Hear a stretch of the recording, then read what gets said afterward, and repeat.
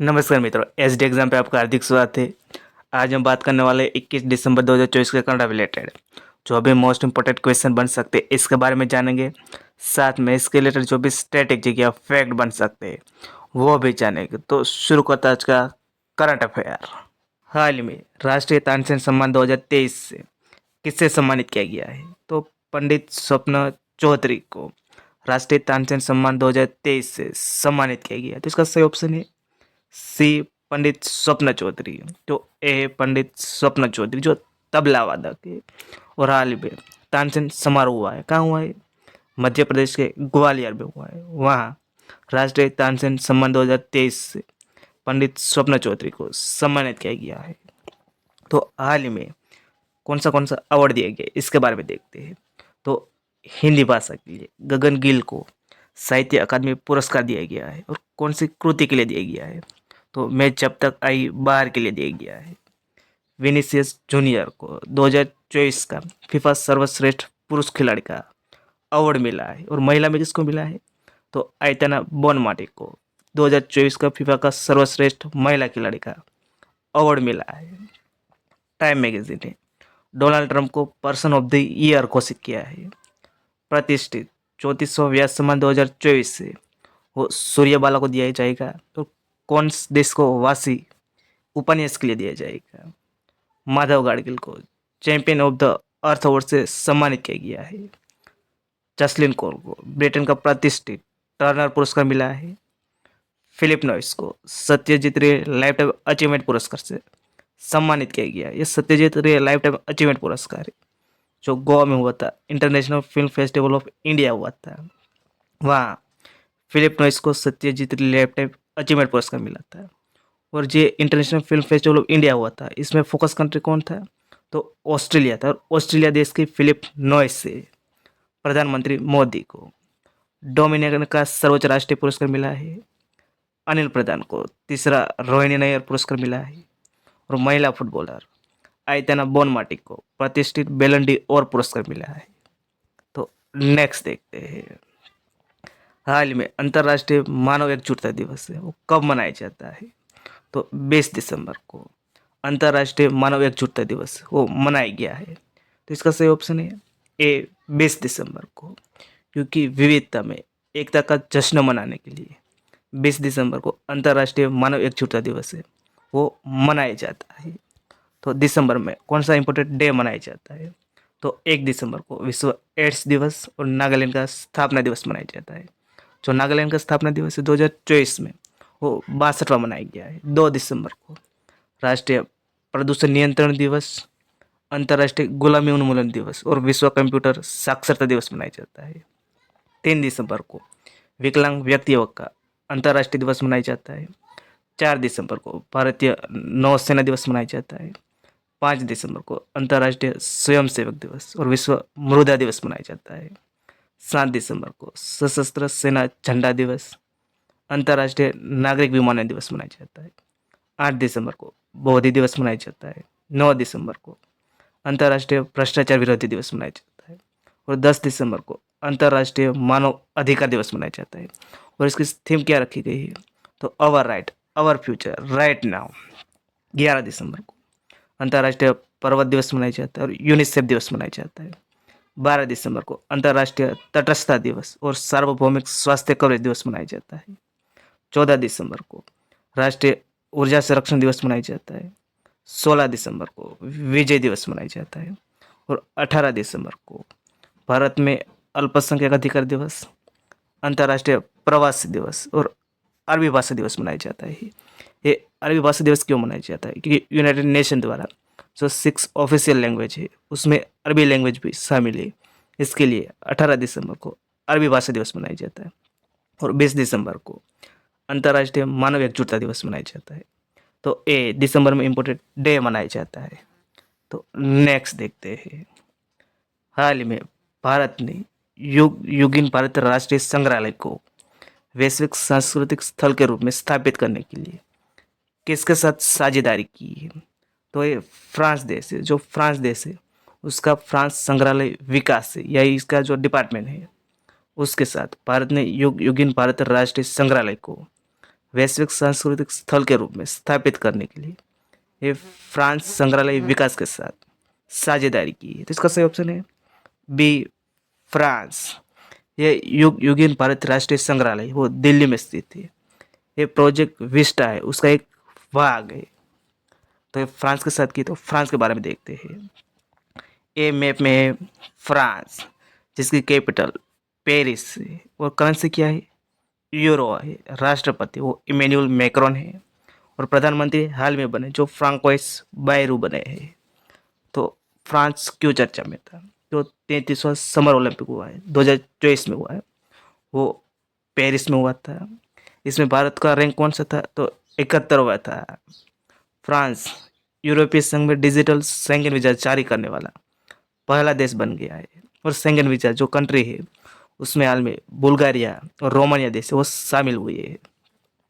France का सर्वोच्च नागरिक सम्मान Grand Cross of the Legion of Honour से नरेंद्र मोदी को सम्मानित किया गया है। तो नेक्स्ट देखते हैं। हाल में भारत सरकार और एडीबी यानी कि एशियन डेवलपमेंट बैंक ने किस राज्य में तटीय सुरक्षा को मजबूत करने के लिए $42 मिलियन के ऋण का समझौता किया है। तो ये महाराष्ट्र राज्य के साथ भारत सरकार और एडीबी ने तटीय सुरक्षा को मजबूत करने के लिए $42 मिलियन के ऋण का समझौता के लिए महाराष्ट्र राज्य के साथ समझौता किया है। तो इसका सही ऑप्शन है डी, महाराष्ट्र। तो एडीबी के साथ किया, तो एडीबी के बारे में देखते हैं। तो एडीबी का फुल नेम क्या है, तो एशियन डेवलपमेंट बैंक, जिसकी स्थापना हुई थी 19 दिसंबर 1966 में हुआ था। इसका मुख्यालय क्या है, मनीला फिलीपींस में है। और सदस्य देश कितना है, तो 69 है। और 69 में मेंबर हाल में इजराइल बना है। और प्रेसिडेंट बने वो मसातो कांडा बने हैं, वो 11 नंबर के हैं। और किस देश के मसातो कांडा, तो जापान देश के हैं। तो नेक्स्ट देखते हैं। हाल में 567 व्यक्तियों को वर्म थेरेपी प्रदान करके किसने गिनीज वर्ल्ड रिकॉर्ड बनाया है, तो ए नेशनल इंस्टीट्यूट ऑफ सिद्धा जो चेन्नई बेस है उसने 567 व्यक्ति को वर्म थेरेपी प्रदान करके गिनीज वर्ल्ड रिकॉर्ड बनाया है। तो इसका सही ऑप्शन है बी, नेशनल इंस्टीट्यूट ऑफ सिद्धा चेन्नई है। तो नेक्स्ट देखते हैं। साल 2025 में पैरा एथलेटिक वर्ल्ड चैंपियनशिप और world para athletic grand prix का आयोजन कहाँ होगा, तो नई दिल्ली में 2025 में पैरा एथलेटिक वर्ल्ड चैंपियनशिप और world para athletic grand prix का नई दिल्ली में आयोजन होगा। तो इसका सही ऑप्शन है डी, नई दिल्ली। तो नेक्स्ट देखते हैं। हाल में किस राज्य के पूर्व मुख्यमंत्री ओम प्रकाश चौटाला का निधन हुआ है, तो हरियाणा के पूर्व मुख्यमंत्री ओम प्रकाश चौटाला का निधन हुआ है। तो इसका सही ऑप्शन है बी, हरियाणा। तो ए है हरियाणा के पूर्व मुख्यमंत्री ओम प्रकाश चौटाला, जिसका हाल ही में निधन हुआ है। तो हरियाणा के थे, तो हरियाणा के बारे में देखते हैं। तो ए मैप में हरियाणा, जिसकी स्थापना हुई थी 1 नवंबर 1967 में हुई थी। राजधानी चंडीगढ़ है। मुख्यमंत्री कौन है, नायब सिंह सैनी है। और राज्यपाल है बंडारू दत्तात्रेय है। कौन से नेशनल पार्क जो हरियाणा में स्थित है, तो सुल्तानपुर और कालेश्वर नेशनल पार्क है, ये हरियाणा में स्थित है। विश्व बैंक की मदद से हरियाणा में विश्व आर्टिफिशियल इंटेलिजेंस सेंटर के स्थापित किया जाएगा। देश का पहला संविधान संग्रहालय का उद्घाटन सोनीपत में किया गया है। हरियाणा सभी फसलों को एमएसपी पर खरीदने वाला पहला राज्य बन गया है। और 37वां सूरजकुंड मेला का आयोजन सूरजकुंड फरीदाबाद में हुआ था। तो नेक्स्ट देखते हैं। हाल ही में दिसंबर में इंडियन पुरुष हॉकी टीम FIH रैंकिंग में कौन से स्थान पर है, तो इंडियन टीम है वो 5वें स्थान पे है। तो इसका सही ऑप्शन है डी, 5वां। तो हाल ही में दिसंबर महीने में इंडियन पुरुष हॉकी टीम FIH रैंकिंग जारी हुई है। उसमें हमारा इंडिया है वो ओवरऑल 5वें स्थान पे है। जबकि शीर्ष स्थान पे कौन है, तो नीदरलैंड है। दूसरे स्थान पे इंग्लैंड है। तीसरे स्थान पे बेल्जियम है। और चौथे स्थान पे जर्मनी। और इंडिया हमारा है वो 5वें स्थान पे है। ये रैंक है अपडेट होती रहती है। इसके लिए आपको महीना है उसका भी याद रखना क्योंकि दिसंबर में हुआ है जारी। तो वो 5वें स्थान पे, और महिला में कौन से स्थान पे है, तो 9वें रैंक पे है।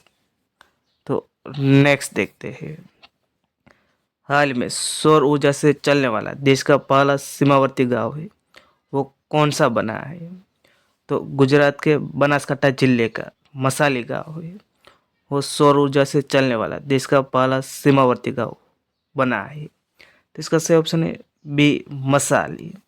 इस पहला सीमावर्ती गांव मतलब क्या होता है, मतलब जो इंटरनेशनल बॉर्डर है हमारे इंडिया पाकिस्तान के साथ, वो बनासकांठा जिला है, वो पाकिस्तान के साथ बॉर्डर टच कर रहा है, और उसमें एक है मसाली गांव। वो मसाली गांव है, वो पहला जो सीमावर्ती गांव है जो सौर ऊर्जा से चलने वाला देश का पहला गांव बन गया है। और ओवरऑल इंडिया में सौर ऊर्जा से चलने वाला पहला गांव कौन सा था, तो वो भी गुजरात के मेहसाणा जिले का मोटेरा गांव बन गया था। तो ये गुजरात का है, तो गुजरात के बारे में देखते हैं। इसकी स्थापना हुई थी 1 मई 1960 में हुई थी। राजधानी गांधीनगर है। मुख्यमंत्री कौन है, भूपेंद्र पटेल है। राज्यपाल है आचार्य देवव्रत है। और कौन से नेशनल पार्क जो गुजरात में स्थित है, तो गिर नेशनल पार्क है, ब्लैकबक नेशनल पार्क है, वासंदा नेशनल पार्क और मरीन नेशनल पार्क है। जो गिर नेशनल पार्क है उसमें ओनली एशियाटिक लायन पाए जाते हैं।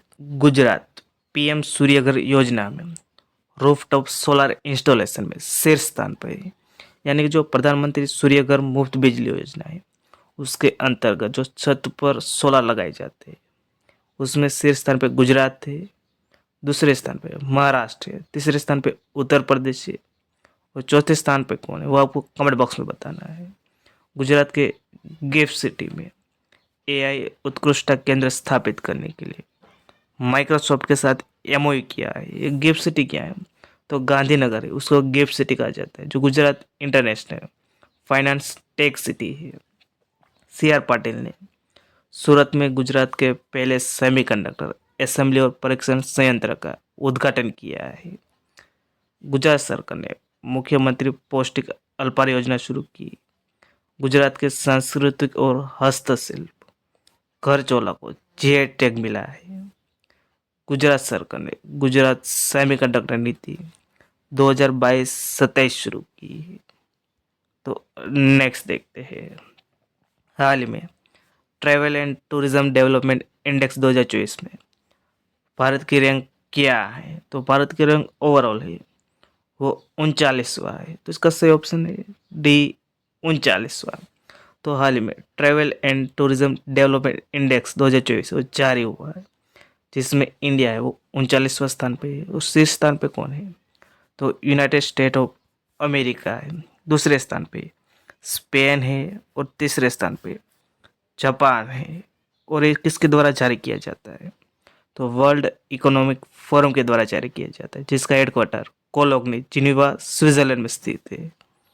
तो नेक्स्ट देखते हैं, भारत मोबिलिटी ग्लोबल एक्सपो 2025, इसका आयोजन कहाँ किया जाएगा, तो नई दिल्ली में भारत मोबिलिटी ग्लोबल एक्सपो 2025 का आयोजन किया जाएगा। इसका सही ऑप्शन है ए, नई दिल्ली।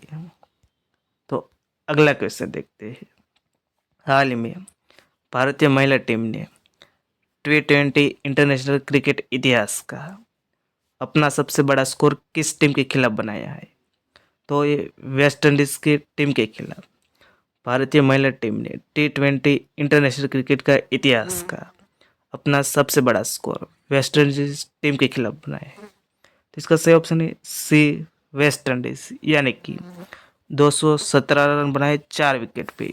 यानी कि जो हमारी इंडियन टीम है महिला की, उसने सबसे T20 इंटरनेशनल में सबसे बड़ा स्कोर है वो वेस्ट इंडीज़ के खिलाफ बना दिया है हाल में। ओवरऑल की बात नहीं कर रहा हूँ, ओनली ये इंडिया का स्कोर है। तो नेक्स्ट देखता है, हाल ही में भारत में नेपाल के राजदूत के रूप में किसे नियुक्त किया गया है, जो आपको मैं इसको सरल करके बताता हूँ।